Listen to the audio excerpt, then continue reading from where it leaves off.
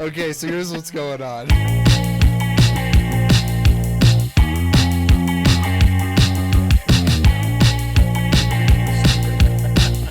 not stupid. I don't know how to make technology work. Yeah, so we are recording this Sunday, May 24th, and I've heard something big is happening this day. Chris, is there something big happening, right, that just happened? It's the best day in the world. The Indianapolis 500 happened. It's so cool. It was awesome. I've never been as stressed out as I was, and I have been very stressed out in my life.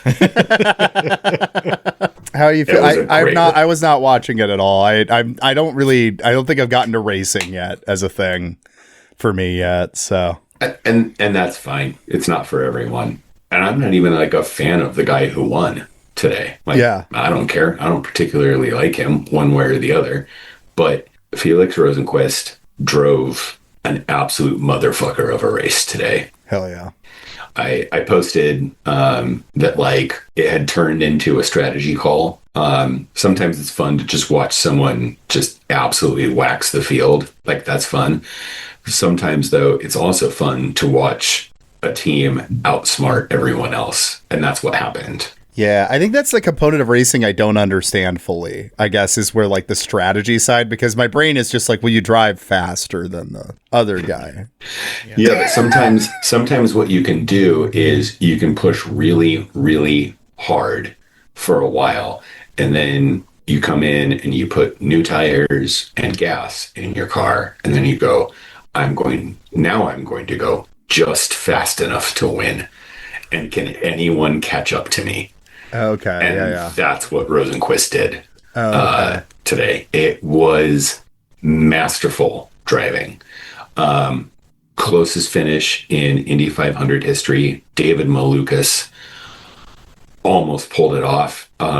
You could see him after the race. He was in his car, just slumped over, sobbing.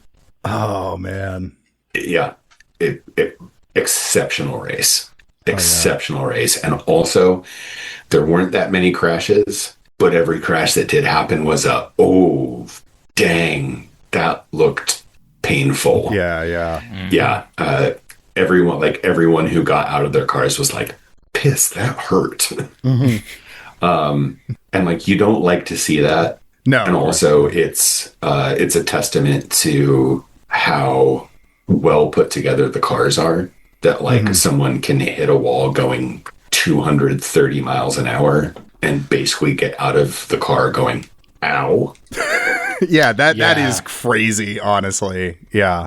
And also like the kind of shape that the drivers are in. I don't really have much patience for people who say that racers aren't athletes. Like, like that's just nuts. Like, yes, they're absolutely incredible physical specimens. This is going to be a little shameful, but I don't think I really understood the athletic side of car racing until after I kind of got a little into esports a bit. Okay. I don't know, because even that, I'm like, okay, it's a computer game. Like, what do you have to worry about? And then they're like, well, I mean, we do this stupid thing, so like they have to get really into ergonomics. Like, they do have to train to sit and stare at the computer for however long, and how to move their fingers or whatever. Absolutely, you watch people play like OG Warcraft, and their hands click faster than you can even like recognize that a thing has happened. It's like, well, yeah, you're you're a type of athlete with your fingers. Yeah. Like there's from way back in the day, there's this video of a racer talking about how during the course of the season, his neck would gain a foot in circumference. Oh my God. That's crazy. Because of having to hold his head up because of G-forces. So he'd start the season, with his neck, one size. And by the end of the season, his neck would be a whole foot. It's all neck muscle. Right. Yeah. Because it is an act of endurance Yeah. To subject your body to that velocity for, okay, when did the race start today? Race starts at about noon 30 Central Time. Mm-hmm. And it ended about 45 minutes ago or so. Okay, so yeah, like So nearly 4 hours, 3:30, something like that. Yeah. Right, and I'm sure with like there are all the breaks for crashes and stuff like that. So it's like it is broken up and then by the pit stops and whatnot. But it is essentially 4 hours of not really living in normal Earth gravity. And even 4 hours isn't like the longest some of these races will get, right? Because isn't there like the 24-hour ones and stuff like that, right? Yeah, so there's the 24 hours of Le Mans, 24 hours of Daytona, 24 hours of Spa. Yeah, I watched Ford versus Ferrari. I know what's up. 12 hours of Sebring, Petit Le Mans at Road Atlanta. Like, yeah, there are long fucking races. Now, in those races, there are multiple drivers. So what'll happen is you'll race the car for 2 or 3 hours and then get out of it. And someone else will get into it. But after a while, you have to get back into the car. Yeah. And is it accurate in the way that movie depicted it? It feels like there's like one of the racers that's really, his goal is to like really be getting ahead, and the other is just to maintain place. Is that just a movie thing because they wanted to make the main character do the actions, or is that actually like a thing? Well, that's very much a strategy thing. Sometimes you want to be, the hare jumping out ahead. You think like, I can basically put a gap on these guys that they won't be able to get back. Sometimes you want to be the tortoise and just be like, well, I'm fast enough. Yeah. And something bad will end up happening to this guy and I'll catch back up. That's very much a strategy thing. Again, like I was saying today in the 500, what happened is the guys who finished first, third, and fourth decided to pit early and then run on old tires because they were like, well, we're pretty sure we'll be able to get to the end of the race on this. Mm-hmm. And you guys have to catch up. And the guy who finished second pitted later, but had fresher tires and was able to just like tear through the field because he could just run harder and he didn't have to worry about conserving fuel. Sure.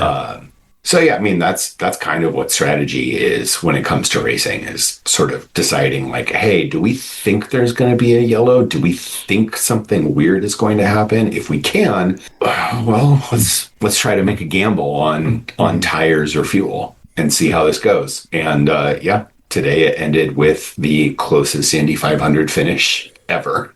That's awesome. Hell yeah. Yeah.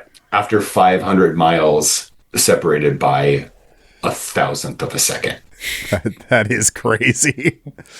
One of these days I'll get into racing. It is cool. Every time I hear this stuff, I'm like, that is cool. So, like I said, man, look, cargo vroom. It's fun. Cargo vroom. Well, before we get off sport, we're starting off with sports to scare off all the gamers and nerds. Yeah, go away, you weird incels.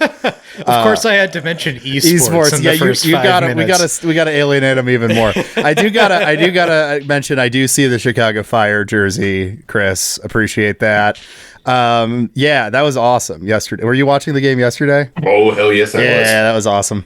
You know I was. Yeah, I got my Pineda jersey on. They weren't doing too great. It was tied for most of the game, and then Gutman, is that his name? Yep. Yeah, got his first goal of the season, I think, right? And it was a headbutting for a lot of the year. Okay, yeah, and it was him headbutting the goal, so it was like super fun that was like the one that saved him. And he's a bald guy, so everyone's talking about Gutman's head saving the day. It was fun. I do love a sport.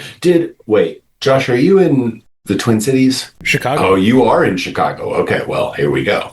All right. If you get into soccer, yeah, fires I did go to a jam band festival at the stadium that the Chicago Fire play at. Hell yeah. Oh, nice. Okay, out in cool. Bridgeview. Yep.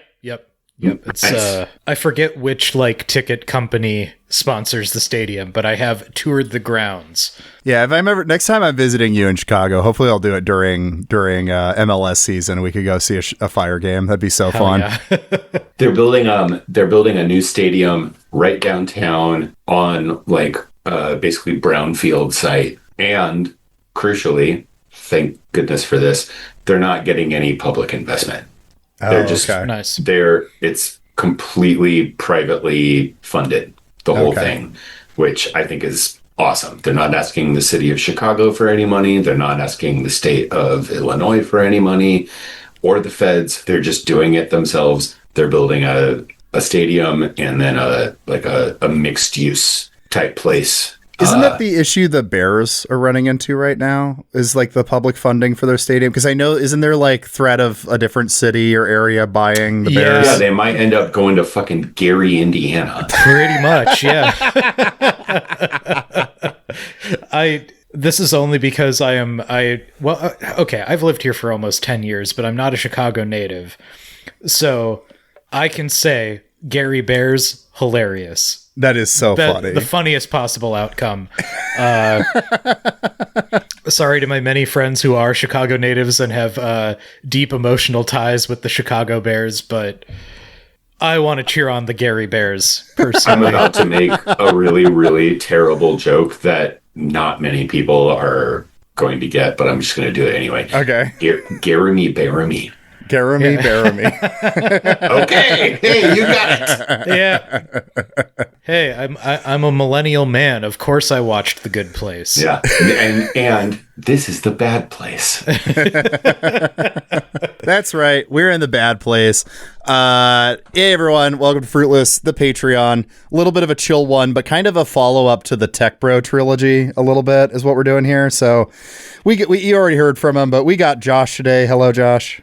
Hi, it's me. I'm back. You haven't heard me enough this month. Sorry. And we got Chris. Hello, Chris. Hi, it's me. I'm always here annoying you. I love you all. Don't listen to this dog shit we're making you pay money for. You can cut that out. No, it's staying. It's staying in. Yeah, this is like a loose idea, but it's a follow-up because, okay, on the Tech Bro trilogy, I finally, I think, found a way to articulate something I'd been thinking about for a while. And it's like meshing a bunch of threads on the show together. And so this is me kind of just floating this and seeing what this will happen if we kind of explore this idea. So, like we talked about, like Chris Barker and I talk a bunch about 19th century politics, and we've talked a bunch about fascism recently, you know? So like Paxton's whole thing was that fascism comes out of the soup of like politics after mass politics was unleashed in the 1848 revolutions, right? And there's like this attempt from reactionary forces to try to tame and use mass politics. And fascism was the innovative idea of like, what if we do a reactionary, revolutionary mass politics? So give it like the revolutionary feel of 1848 style politics, but to reinstate the order, or perhaps even like obliterate the order for a more reactionary order, something like that, right? I've been thinking like, because you know, we had the question on Anatomy of Fascism, where are the brown shirts now? Because that's kind of the tricky question if you're going to say what we're living under right now is fascism. There's really not a direct parallel to squadristi, to, you know, black shirts, brown shirts, whatever. And what we had said on the episode that is like, look, it sounds silly, it feels silly, but it just is true. The brown shirts are posters now. They're on the internet, they're doxing people, they're sending death threats and child porn to people. Like that's what the squadristi is now, right? And if that is the case, then Gamergate is a really important thing to look at, because I think what Gamergate represents is like what 1848 was, the unleashing of mass politics, 2011 and the early 2010s was of the unleashing of cyberpolitics. And if we think of it that way, as fascism today is the attempt at making a revolutionary, reactionary movement out of this new type of politics, cyberpolitics, then Gamergate might be like ground zero to take a look at. And so to mesh it with the Tech Bro trilogy, we are talking about Elizabeth Sandifer's essay on Gamergate.